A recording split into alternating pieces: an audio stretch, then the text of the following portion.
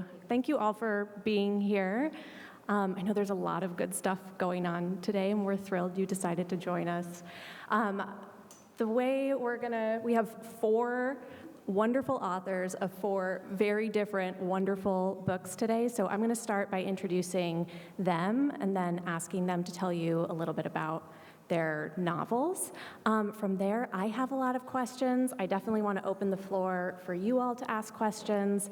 And as I said to you all, if you hear something that's inspiring to you from somebody else, please build on it. I love hearing authors talk to each other. I know you all do as well. So I'm gonna go in, I think, what's alphabetical order. I did my best. Jami Attenberg is a New York Times bestselling author of 7 works of fiction, including The Middlesteins and All Grown Up. Jami maintains the popular Craft Talk newsletter, where she hosts the annual 1,000 Words of Summer project. Last year, she published 2 books, the craft book 1,000 Words, A Writer's Guide to Staying Creative, Focused, and Productive All Year Round, and her newest novel, which we'll be talking about today, A Reason to See You Again. Nicky Gonzalez is a writer from Hialeah, Florida. Her fiction has appeared in McSweeney's Quarterly, Bomb Magazine, Kenyon Review Online, Taco Bell Quarterly, which I admit I looked up, and the tagline is a real literary magazine. And I did read your short story about Taco Bell, and I'm just obsessed with the whole Baby Bell. Thanks for reading. Yeah, thank you. So go look up Taco Bell Quarterly after this as well as other publications. Mayra is a literary Gothic novel set in the Everglades and is her debut novel. Bret Anthony Johnston is the author of the internationally best-selling novel Remember Me Like This and the award-winning Corpus Christi stories. His work has appeared in The New Yorker, The Paris Review, The Best American Short Stories, and elsewhere. Bret is also the editor of Naming the World and Other Exercises for the Creative Writer, and serves as the director of the Michener Center for Writers at the University of Texas at Austin. His most recent novel, which we'll be talking about today, is We Burn Daylight. And Beth Kander is a USA Today best-selling writer with tangled roots in the Midwest and Deep South, the granddaughter of immigrants. Her work often explores how worlds old and new intertwine or collide. Beth earned an MSW from the University of Michigan and an MFA in creative writing from Mississippi University for Women, where she has also served as a visiting professor. I Made It Out of Clay is her debut novel.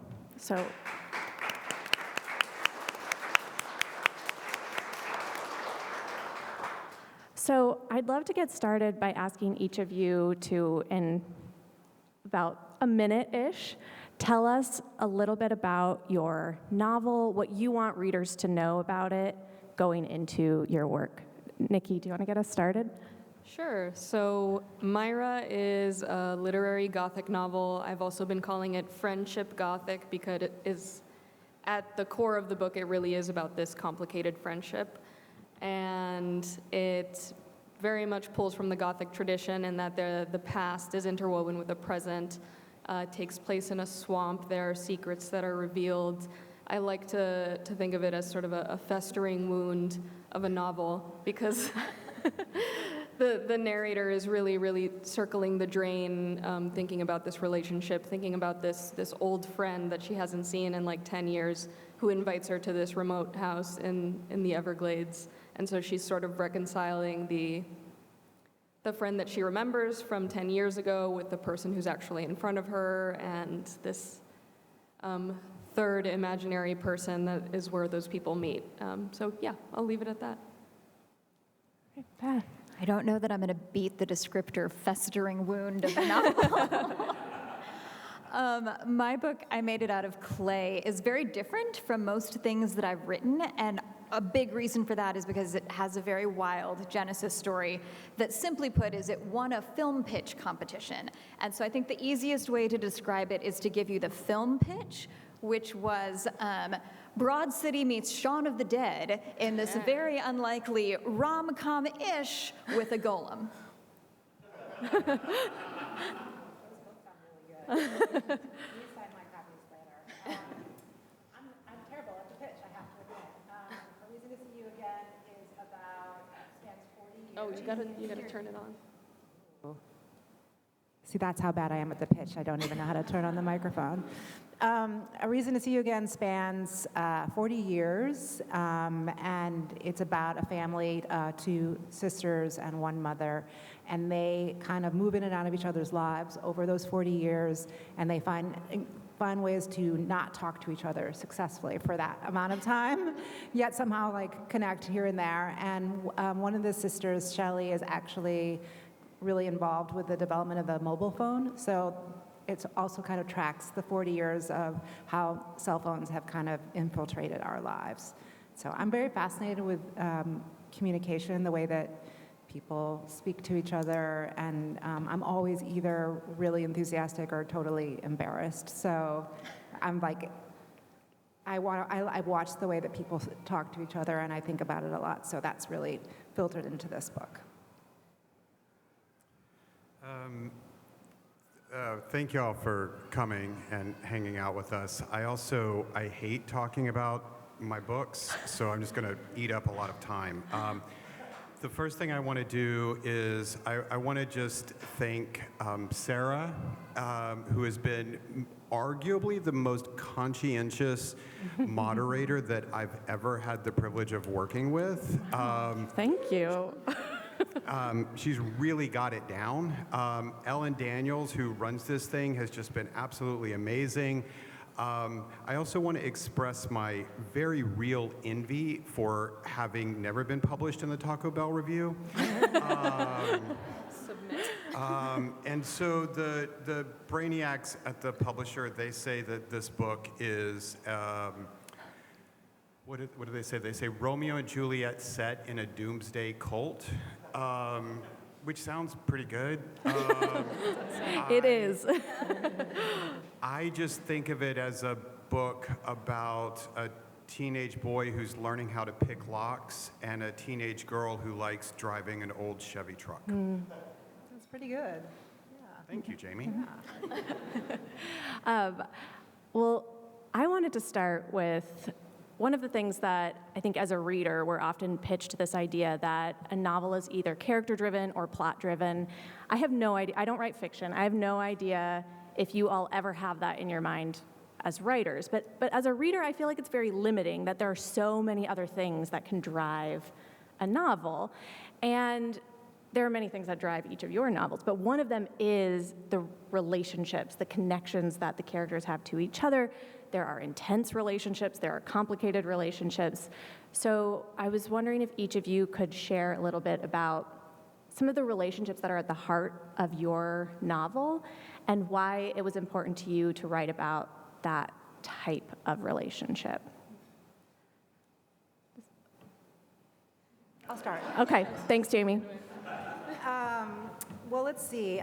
There's these two sisters, and one of them is kind of the pretty girl who just gets married really young, and then she's got her sister, the one who works in the cell phone industry, and she's kind of like branded as the smart girl. Like her mother just sort of says, "You're this and you're this," and then they spend the rest of their lives kind of like butting heads and being jealous with each other, and also like judging each other, and this is like my milieu. Actually there was like a dysfunctional family panel earlier, and I was like, oh, I could have been on that panel too. So I mean, I was interested in like the competition between the two sisters, and I was interested in how the way that women, generations ago were sort of like put into boxes, and how some of them could fight their way out of boxes, but how they also kept them sort of stuck for a long time too. And so I don't know, that's why it's always important to me to write about women. I always have strong and complicated female protagonists. And also, I'd never written about sisters before, and I think they're really interesting. They like to talk a lot of trash about each other, I find. So it's, rich territory. Did that give everyone enough time? Yes. We're ready to go. Yeah, okay. Yeah, I'll jump in. I'll say first, so Dangerous Devotion in the novel is like a great hook for this session, and I had like no idea what the other books were going to be about. It wasn't that long ago that we found out who was on the panel, so I told Nicky and Sara this last night. I did this kind of chaotic thing where I knew I wouldn't have time to read all 3 books before, so I read the first third of each of your books before we got here today. My friend Brent then said what I should have done is read the first third of one, the second third of another, which Frankenstein would have been monster. even more, chaotic. But I think that relationships is a great starter question because those things all sort of hit really early in each of these wildly different novels. And in mine, my character, minor spoilers, builds a golem, which is a protective monster, in part because she has let, in her year of grieving the sudden loss of her father, she sort of let all of her relationships erode. So there are several central relationships, a sister relationship, a mother relationship, and her friends, all of whom she's sort of been like keeping away this whole time. And so with the conceit of dropping a monster into the middle of the story as this like manifestation of grief, figuring out how to get past the monster and back to the people that we need to move through to the next chapter in our lives and journeys was a big driving force for the novel. I'll jump in and talk about Mayra. So the relationship at the center of this novel is a friendship that starts between two women at this very early age, and there's something that was so fascinating and so special to me about the friendships that I formed at that age, which is like roughly 12 to teenager years, because that's when you're becoming who you are. That's when you're figuring out what you like and becoming a person, and you're doing that together, and you're sharing these things, and you're getting this like biofeedback from each other, learning how to speak, how to think. So I think there's really nothing else like that, and there are friendships in my adulthood that can never like reach that level of intensity, and you tend to bleed into each other in a way that makes you think like, okay, what even is me, and what is my best friend Rachel. And also writing a horror novel, I wanted to start with something that really scares me, that maybe doesn't scare other people, but I think it's really freaky when I listen to like a video playback of me hanging out with my friends, and I hear one of my friends say something, and I literally can't tell if I said that or if Rachel or Vanessa said that. Like there's something so sort of doppelganger-esque about that, which is another sort of hallmark of the Gothic. So that's the obsessive angle that drew me to writing this book.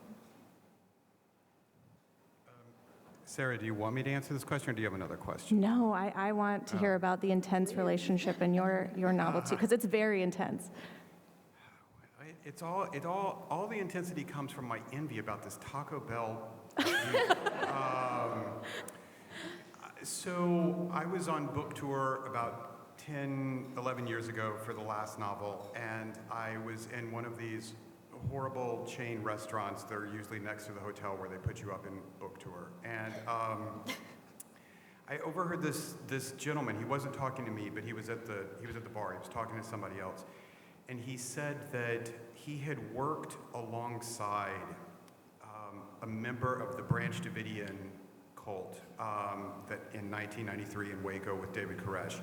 He was saying that he had worked alongside someone, and he didn't know that they were a member of the cult until he saw the news saying that the person had perished in the fire. And that really made an impression on me, because I just thought, what would it be like to work beside someone 40 hours a week and not know that they were driving 30 minutes each way, and what they were going home to was this, what everybody considered a cult. And so I kind of sat with that for a while, and then I started thinking about David Koresh and what happened in Waco, and I thought, usually what we think about with 1993 in Waco is, the first thing is David Koresh. The second thing is how many kids died in the fire, but there had never been a book written about the kids. And so I started thinking, well, what if you're a teenage boy and you have a crush on the new girl in school, but you don't know that the new girl in school is being groomed by a cult leader to become his next bride? What would you do when you found out? And so that kind of fuels their relationship. You, Bret, and Jami, both of your novels are told from multiple perspectives. And Bret, you're telling us about the kind of intensity of the boy's fascination, Roy's fascination with Jay. And then you do end up writing from Jay's perspective as well. Could you both tell us a little bit about writing from multiple perspectives? Did the novel always feature both perspectives? How did you wind up wanting to share multiple viewpoints? I love a close third. I just think it's all empowering. And so I usually, when I'm writing a book, a voice will show up and sort of be the host character and sort of show me the world around them and kind of what their concerns are. And then if they see somebody else in that world that's also interesting and they sort of sound interesting to my ear, I might try to write from their perspective too. But there's always somebody who shows up first. And often I'll end up writing more characters than I actually need, and I'll just be sort of trying them on, practicing them, but maybe they show me more information than I need or some sort of, nuance or whatever, and then I kind of get rid of them, like, it was nice to meet you, but now you must go away. But if I'm writing in a close third, I'm pretty much going to be having multiple characters in the book, because it's just so much fun. Bret, how about you? Have I made it clear about the Taco Bell review? Taco Bell Quarterly. Taco Bell Quarterly. Yeah. Taco Bell. See, that's why they don't fucking publish me. You can't find them. You can't find them on the internet. It's a very kind question, Sara. Both voices were always going to be in the book. I couldn't imagine doing it from one or the other. It always had to be two.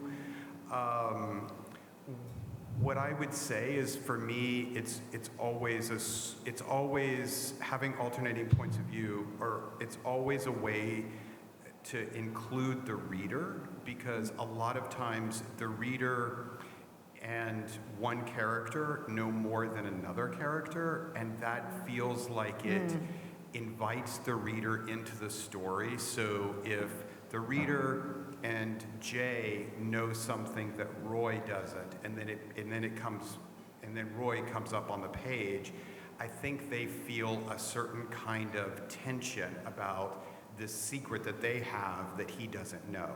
And so I think for writers, we're always looking for ways to make room in the story for the reader to participate in the co-creation of the story. And maybe to build suspense. And especially if you're doing character-driven work, as I tend to do, I would definitely describe this book as much more character-driven than plot-driven. That trick of it, right? Like the holes that you leave, and you know that as a reader that you're going to eventually get the information you need, it becomes the plot. Beth and Nicky, both of yours are told from a single perspective, and it kind of builds this claustrophobia in different ways in your books. Nicky, in yours, we are trapped in this house with Ingrid and Mayra. And Beth, we are trapped in your character's grief as she deals with the loss of her father. I'm curious about how you develop the voice of your characters. And this is kind of connected, as well as thinking about tone. For all four of these books, wildly different tones, which made for a very fun reading experience preparing for this panel, because I got to go all over the place. So I'm also curious about how you think about tone. Is it conscious as you're crafting it? Does it come from genre and narrator? Those were two kind of distinct, but I hope somewhat woven together questions. Sure. I think, especially in a first draft, I'm a very sentence-to-sentence type of writer. So the first sentence of the book was always the first sentence of the book, which has not been the case with my short stories so far. But it was Mayra would do this thing with her mouth. And so I had to then figure out what the next sentence was. And I knew that I had a narrator who was obsessed with Mayra for some reason, who was an obsessive type of person, and that eventually spiraled into... You'll find out that Ingrid is, if you read the book, you'll find out that Ingrid's a very anxious narrator, and that her anxiety animates things that for the average person would be nothing. So you're trapped in the house, but you're also sort of trapped in Ingrid's mind, and you don't ever get another perspective. So it's interesting to hear people talk about the holes that you leave. So I had to leave these holes in the narration because Ingrid is an unreliable narrator, and I think any first-person narrator has to be unreliable and kind of like show me a reliable narrator among any of us. So I had to make sure that that she was reliably unreliable, that you were able to read around her in certain ways. And one way that I do that is through dialogue. So the dialogue is kind of like the only part where the other characters get to speak without Ingrid's obsessive, sometimes inaccurate interpretation. So I had to use the dialogue as another point of view. I love the scenes of dialogue and how memory is explored through those and the way they remember their friendship differently along the course. So differently. So my background is in playwriting.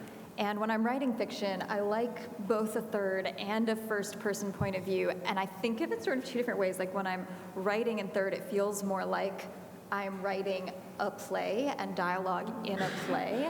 And when I'm writing in first, it still feels like a play, but it feels like a monologue or a soliloquy. And I have one driver that's sort of like you were saying, Nicky, is like giving you their point of view, right? So they have to be either unreliable or myopic, like either way. When you're only getting one perspective, we know things are being left out, and that becomes part of the driver for the story. So especially in writing about grief, I think it would have been a very different experience for the book to have multiple perspectives and really know how each character is being impacted, as opposed to one person who's so lost in herself that she's missing what's happening with other people. And the reader does get to see, hopefully, some of that before the narrator herself has figured it out. But yeah, I think that like the choice of how you tell the story is so important to ultimately how the story goes and who it finds and how it's going to land. Okay. All right. I want to get back to the dangerous devotion in the novel, which Bret thanked Ellen for organizing such an amazing event. She named our panel, and it's such a great title. So in each of your books, the characters have devotions to each other. There are devotions to memories that they have. There are devotions to cell phones that develop over the course of Jami's novel. Both the characters' like devotions and desires are very important to these books, but they also feature characters who are running away from something or avoiding something. And so I'm curious how you think about what a character wants as being something that propels a book forward, and whether you start with what they want to get or what they want to leave.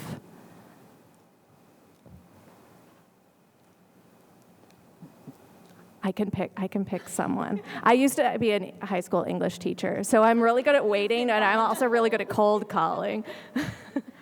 I'm happy to try to start, but also like please jump in if something's like, oh yes, then save me. I'm kind of enjoying it as well. So I was wondering when I saw the title, like, and I should have said when I said that I've read the first third of all of their books, I cannot wait to read the rest. You should all buy their books. They're very good. They're all very good. But I think that I was wondering, like, what is the devotion in each and where is the danger? And in mine, like, I think that the dangerously devoted one is the golem, right? Like this creature that is built purely to protect and has, like, no actual soul or other function. But when you back it up, right, like, not to make it very metaphorical, but like we all make our own monsters. And so I think that mine started with what do we construct or what do we build in whatever way that becomes that barrier that we can have. And, you know, we do it in different ways in real life, but my character's want is just for her life to not be what it is right now. So let's start from scratch, make something different. And I think that now would just be a great time for someone else to come save me. Okay, I can do it. I can do it. I was thinking the whole time, even though you were totally fascinating, but I was like, what the hell am I going to say to that? I think that part of the thrust of the book is that, and I'm not giving anything away because it happens in the very first chapter, is that the father, the patriarch of the family, passes away, and so they all kind of feel abandoned and scared, and financially, there's a struggle, and he was also a Holocaust survivor, so there was sort of this specter of that, of never feeling 100% safe, even though they were born and raised in America. And so I think that the thing that they desire, that they want, is safety and security, and perhaps also identity. They're all like searching for who they are. But I would say that you should almost never give them what they want. Like, you should spend the whole book not giving them what they want. Authors are meanies, right? Like, we have to be so mean to our characters. So they hunt for it, the entire time. But safety and security and the different ways that we try to achieve that. And again, as women in contemporary America, contemporary society, that has its own challenges as well. Yeah. Woo, I did. She did. I think that the thing that my narrator wants and the thing that she's running away from is the same thing, because it is this sort of like push-pull, like love-hate relationship with Mayra. Like, the first 30 pages of the book are literally Ingrid being like, do I even want to go? Do I want to accept this invitation? And you know that she will, not just because the book has to happen, but also because it's like in her character too. But you know that she will because this is maybe the person that she's loved the most in her life, even though she is always looking for reasons not to interact with Mayra, because Mayra sort of is the monster of the novel. She's sort of like, and in some ways Mayra is sometimes not a nice person, but she is also like animated as like the scariest thing that Ingrid has ever had to deal with. And I think she also, like, going back to how special these early friendships are, and how your best friend when you're 12 years old is literally you. It's like an extension of yourself, and you're just bleeding into each other. She's going back to being so truly seen by another person that you don't even have to explain yourself, that there's this telepathic bond. So I think she does accept the invitation because she wants to experience that again, even though she also is terrified of her former best friend. Yeah, I vehemently agree with all of that, and when I'm teaching, I even say something really similar to what Jami said, and what I'll say to students is, if you make a character want something in a very kind of complicated, almost kind of alchemy, what the character wants becomes what the reader wants, and if you can make a reader want something, then your job as a writer is to make them wait for it. So make them want something and make them wait for it. And so for me, what a character wants is often tied to what a character has lost. And that's how I come to know the characters, is what do you want and what have you lost? And once you know those kind of things, they just kind of open up. So for me, it's critical to understand what a character wants, because it's the way in, both to the book and to the character and to the reader. I know several of you were also at the Southern Fiction panel today, and one audience question was about titles. And I was kind of surprised by some of the responses of how many times a title changed, or maybe a title was not the author's idea. Would you all tell me about your titles? I loved that question and hearing the responses. Sure. So Mayra is an expansion of a short story that I wrote in grad school, but that short story was terrible and it made no sense, and the only thing that I kept was the first sentence, like I already said. So that had a different title that I don't even remember. The title also wasn't good. But once I knew it was a novel, I knew that the title was Mayra. And there was like one moment where my publisher was like, oh, maybe we should change this to, something a little more explicitly Gothic, but I didn't want to because I don't think the book is that scary, so I didn't want to like put haunting in the title or anything like that.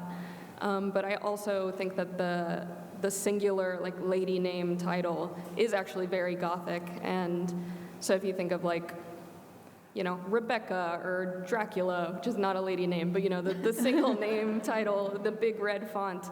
And you also think of a naming convention in the obsessive friendship novel, like Sula or Marlena. So it's sort of like the meeting place of the friendship and the Gothic, hence the friendship Gothic.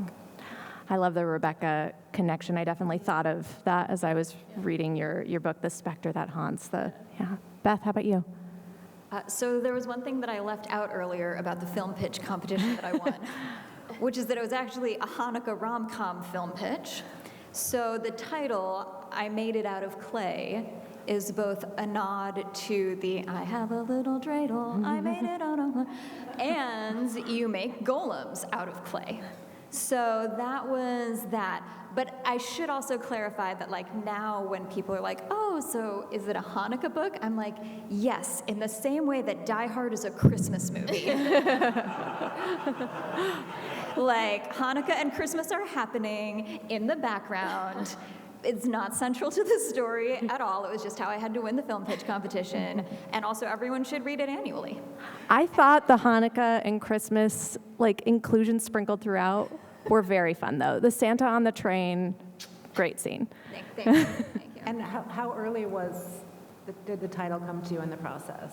Oh, it was the pitch. Yeah. Like I had nothing. I mean, truly, when I won the film competition and started getting inquiries about the script that didn't exist, I had nothing. I was like, oh, she builds a golem at Hanukkah. It was a pun.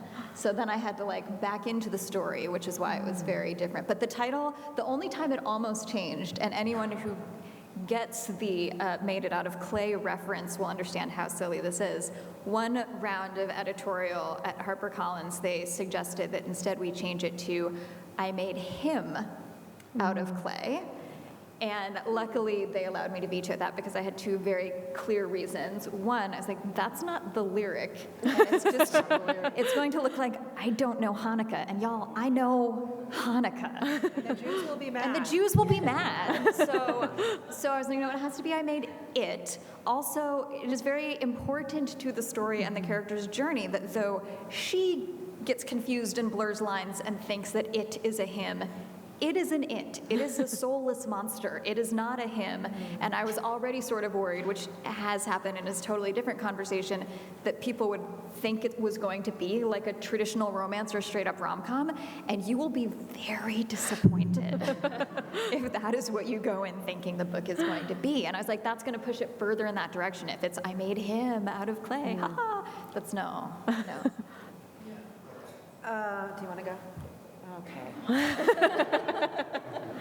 I feel like yours is going to be, it's going to be good, I'm sure. Okay. That's a lot of pressure. Yeah. A Reason to See You Again. Let's see. I think it was titles. Titles are really interesting. They're really fun to come up with. I feel like I either have titles that are sort of naming it like it's a thing, or they're a direct address to the reader. So A Reason to See You Again. I had one book called All This Could Be Yours. I had another book called All Grown Up. Like they're really like, I'm either in direct conversation with you or I'm telling you what it is. So this one is actually just a line of dialogue that's in the book. And once I figured out that was the title, and probably it was about 3/4 of the way through writing the book, I ended up going back and kind of restructuring and redefining the, it's broken into 6 parts, the part headings, and so each heading is a reason that you could want to see somebody again. Like there's like family reunions, things like that. And so it just sort of, the thing that I love about a title is especially if you don't come up with it right away, is that it can just help you. I'll do like actual revisions just based on whatever the new title is.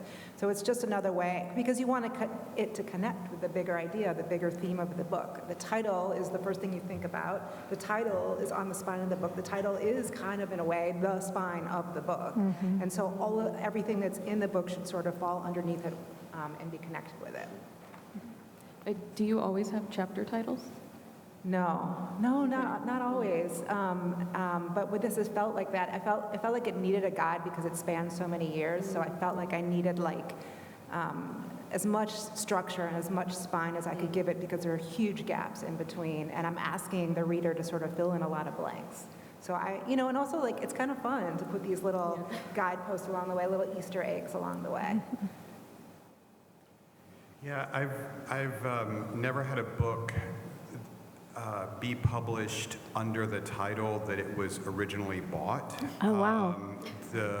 I'll always think, well, I'll have like a super great title, and the publisher will buy the book, and that's really wonderful and flattering, and everybody seems on board with the title, and then at almost the last minute every single time, they will come up with some excuse as to why this title will not work. And so for this one, we were 3 weeks before the book is going to go into galleys, which is when they send it to like reviewers and stuff, the early editions. And we were 3 weeks out, and so I was like, oh, it's for sure going to make it. Like, this is going to be the title that's going to get across the finish line. They send me an email, and they say, like, we got to change the title. Great. Fuck. That's really far along. Thank you. And so I just, in those 3 weeks, I would just send in 10 titles a day to my editor. And so I spent the whole 3 weeks like coming up with titles. And there's a character in the book who starts calling himself the Lamb. And so I thought of this title of like On the Lamb, but I thought it's so stupid and it sounds like a podcast that 12 people would listen to. And so I knew not to send that one in, but then I would just come up with them, and so then I was like reading Romeo and Juliet, and there's this line, "We burn daylight," and I sent that in, and the editor wrote back, and it wasn't like a really like full-throated endorsement. It was like, I kind of like this one. It reminds me of James Salter. And if you can, as a prose writer, if you can get your name in the same stratosphere as James Salter. And William Shakespeare. Well, but mostly Salter. You seize the day. And so I just started mounting this campaign of like, well, I really like We Burn Daylight. Can we just do that? And so we finally got there. Okay, but On the Lamb, you did not say, is also in the book as a podcast. Yeah. So was On the Lamb always the title? Because there are podcast transcripts throughout the book. Was it always the title of the podcast? Was the podcast already in there when you'd thought of On the Lamb? No. Oh. Wait, what was the title that they didn't want? A Different Country. Oh, no, this one's We better. Burn Daylight's better. Yeah, so I've heard.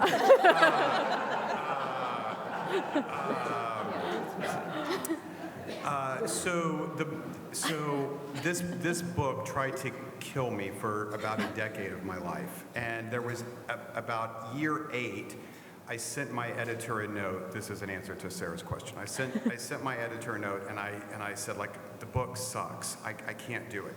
Take back the money. And the editor said, well, have I read everything that you've written? And I said, you've read everything except for these stupid interviews that I'm doing with the characters to try to figure out who survived the fire. And he said, well, send me those. And I was like, okay, I've already offered to give you back the money. Like, what do I have to lose? And so I sent him those, and he said, I think these should be in the book. And again, I'm like, okay, who cares? And so I put these interviews in the book, and there's probably 10 or 15 or 20 in the book, which means there's probably about 100 that I left out.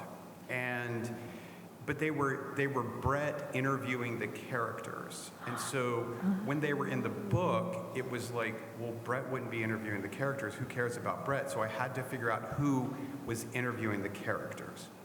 And once I figured that out, that's when I kind of understood the book was going to work. But it was always just going to be like someone interviewing the characters. It wasn't going to be a podcast. Then we fast forward to Sarah's question, which is, I had the good sense not to send in the title On the Lamb. But then I thought like, oh, what if these stupid interviews, what if they were a podcast? So then I sent a note to my editor and my agent and said, wouldn't it be funny if they were a podcast called On the Lam? The editor wrote back and said, brilliant idea, let's do it. And then like 2 minutes later, my agent wrote in and said, that's so stupid, no way. But the editor had already weighed in, so that's how it became in the book.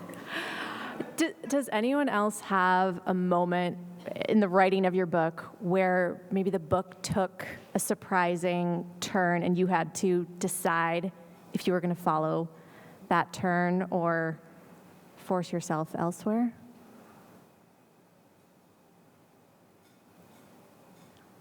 I would say for me, like, not this book, but that's one of the many ways that it's different, because I do feel like I have that moment in most of my plays and in the subsequent novel and like other things that I'm writing. But so much of it was backwards. Like, I've never started with a title before, and it's sort of that opposite experience of, I can't imagine the title being changed at the last minute. It was the only thing that stayed. And so in writing the story and like writing to the title, I feel like that is part of what prevented having that big change moment. And I didn't have it like, when it happens for y'all, like, is it usually you or because of something that your editor says, or like what brings that moment in your process? I mean, the only thing I can think of is that this isn't really quite the answer, but there's always a moment when I'm in doing edits with my editor where we get so mad at each other, where we just completely disagree, and I'm just like, I can't. She doesn't understand me at all. This is trying to make art here. And she's trying to, turn it into something else or whatever it is. But usually that's the moment. I've learned now, because I've done a bunch of books with her, that there's always a note beneath the note. And so even if the note she's giving you isn't the right note, or the solution that she's coming up with is the right solution, there's something that's not working for her, and she's smart. She's a smart reader, So I sort of have to, it's my job to find the note underneath it that's really what she's trying to say to me, even if she's not quite said it that way. That was not what you asked, but that was my answer. No, but I love hearing about the collaboration, because I think, as a reader, we think of you all solitary geniuses, but hearing the back and forth with an editor is really interesting. No, we are solitary. I know, yeah, that and. Yeah, I think that with Mayra and maybe with the next novel I write, I was going in the direction the story was telling me to go pretty much the entire time. So there was like every moment, scene to scene, sort of felt like that in the first draft. And because it was the longest thing that I had written so far, and it was the only thing that I'd written that was so long that I couldn't hold it all in my head at once, I panicked. I as soon as I had like 50, 60 pages, I had this moment of panic where I was like, I have too much and I can't hold it all at once. So I made an outline. I was like, this is gonna happen, and it was just sort of like an emotional support outline that I never looked at again, and I think I found it later after the novel was done. I was like, I didn't do any of this, but it was good to think like, oh, there is a plot that I can fall back on somewhere in a drawer. But I was feeling my way through the story the whole time. I think when I have an idea of where a story is gonna go, I start to like bend it in this unnatural way that. And I don't like the feeling. It feels more like homework than like discovery, I guess. I love that. All right. I would love to open the floor to questions from you all. Does anyone have a question for our authors today? Yeah. Years ago, I used to read reviews of novels, and the reviewer would say things like, this old Caraway she was driving was obviously a metaphor for Adolf Hitler. That guy's really smart. And about 20 years ago, we had this community read of a lesson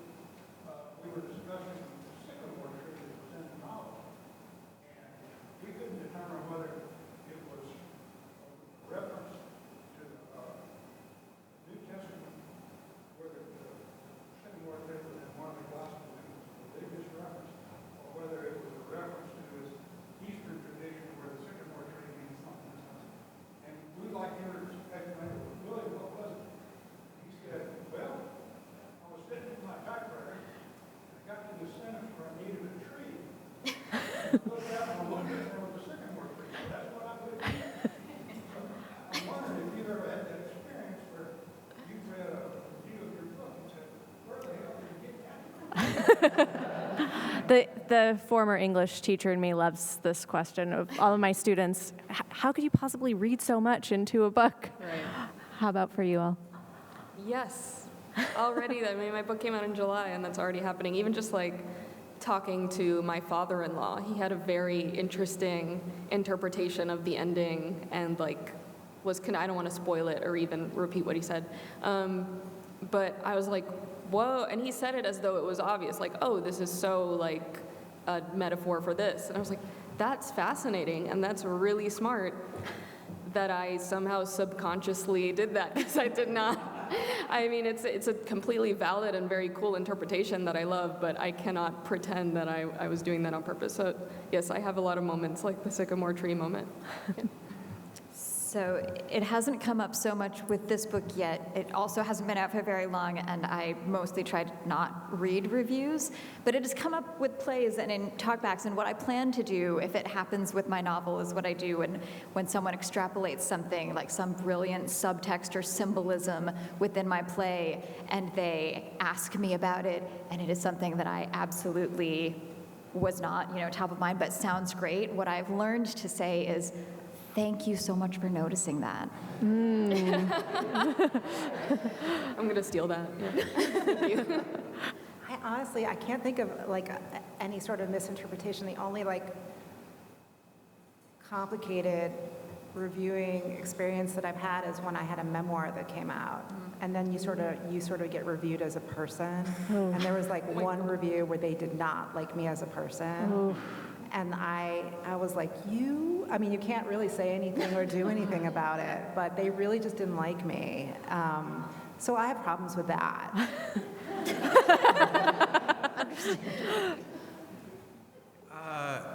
Yeah, absolutely. The answer is emphatically yes. That's happened a million times. And the one thing that I'll say is that who am I to say that they're wrong in a certain way? Like I feel like there's this myth that authors and writers understand their books better than readers, and I just don't accept the premise. I think somebody could understand something I've written, something Jami, any of us have written, in ways that we never could. That feels very, very true to me. But the idea of something standing for something, I don't know that it usually enters into a writer's head, but the way that you phrased the question, there's an amazing, very, very short poem by the Texas poet Vicky Hearn, and it's called Interview, and it goes, interview, question, what's with all the horses in your poems? I mean, what do they stand for? Answer, horses. They stand for horses the way I stand for you. Oh, that's beautiful. Any other questions? Right here, yeah.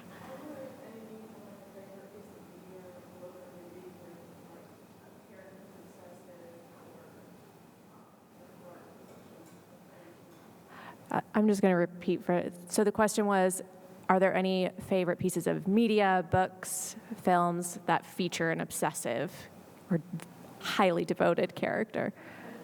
Definitely. Well, I'll start. I am personally obsessive about the book, The Haunting of Hill House by Shirley Jackson.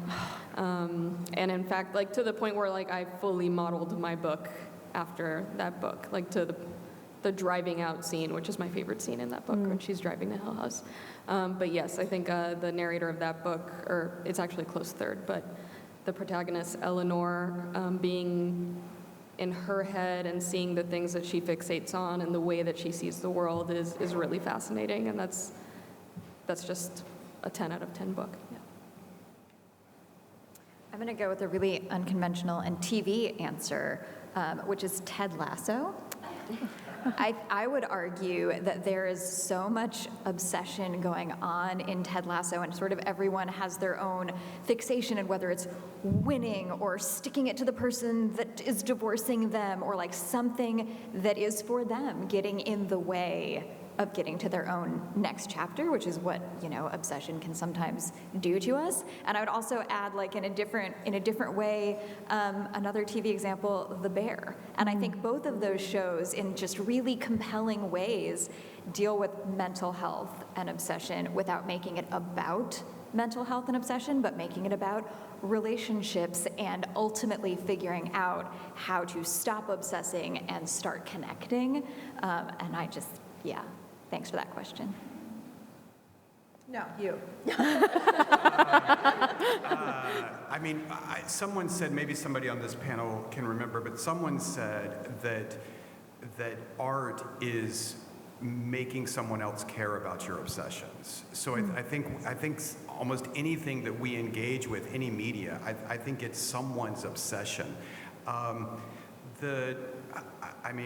am obsessed with the musician PJ Harvey, and I think her song "To Bring You My Love" is a kind of obsession that you never know what the speaker is fully obsessed with, but the lyrics are, "I've lain with the devil, I've cursed God above, I'm climbed over mountains to bring you my love," and it's like,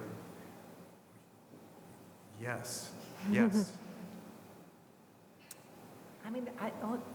The first thing that pops to mind is American Psycho. Have you ever read it? It's not for everybody because it is really violent, but I love the way that he he's just obsessed with capitalist things and clothes and objects, and it's like he's a really successful piece of art, I think, even though it is, again, not for everyone, but you could zip right through it, but violence. Trigger warning. There's also, you saying that how he's obsessed with objects. It reminds me that there's an amazing, very short story by Ann Beatty called Janice, where the protagonist is obsessed with a bowl. It's just a bowl. And then you get to the end of the story and you find out why she's obsessed with it, and it's like the sky has cracked and this new light flows in. It's amazing. I think we have time for one or two more questions. In the back there. So, how do you know when you found the perfect editor? Perfect ending? The perfect editor for you. Oh. How do you know when you found the perfect editor for you? Well, sometimes it's like you kind of get who you get. Like whoever wants to buy your book sometimes is the person that you're gonna end up with. Hopefully they. Sorry if I'm speaking out of turn here, but hopefully it's somebody who has a shared sensibility with you, who operates kind of like a human being. I think the relationship, you don't have to become best friends with the person, but like you should treat each other, equally. As I said, have been with the same person for 12 years. And even though if we have our little, moments or whatever, she believes in me as a writer. And we deserve that. We deserve to have that with an agent as well. We deserve to have somebody who just unconditionally loves our work and even if there's flaws in it, they want to help you to become a better person, better writer, have a long career, that kind of thing. So hopefully there's somebody that you can have, like you feel like you can know them for a long time also.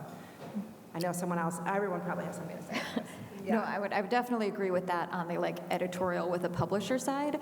But I will say that even before you get to the point of selling a book and working with the editor who's ultimately going to be doing the final edit and taking it to the publishing finish line with you, I think it's so important to have what we more call critique partners than editors, but people who you send early versions of the work to so that you know how to edit.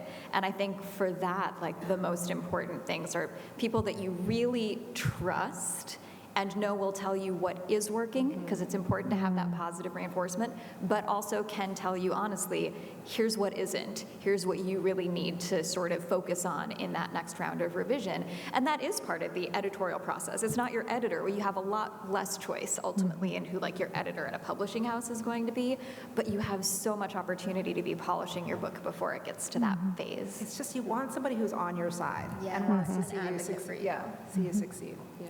I'll add that I met with my potential editor, and she was, first of all, she had a physical copy of my book that she had printed out, and she said that she had read it twice already, and she had received it like a week before or something. So I was like, okay, huge nerd. I love this vibe. Let's get together. And then she was comparing certain scenes to certain scenes in Hill House without me even mentioning the comparison. So I knew that she was sort of obsessed with Gothic literature, and we ended up just talking for like 2 hours, just talking about books.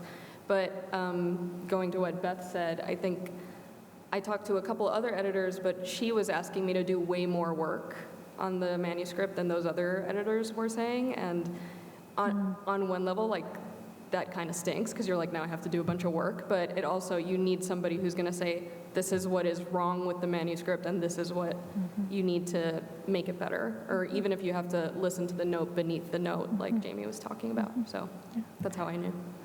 And I'm so sorry, we're out of time. But as a reminder, well, first of all, thank you, Nicky, Beth, Jami, and Bret. This was so fun. All of their books are for sale in the book sales tent outside, and they will all be signing in the author's tent at 4:15. Are you all at 4:15? Yeah. 4:15. So go buy their books, go meet them, get your book signed, ask more questions. And thank you all so much for being here. Thank you all. This was so fun. Yay, Sara.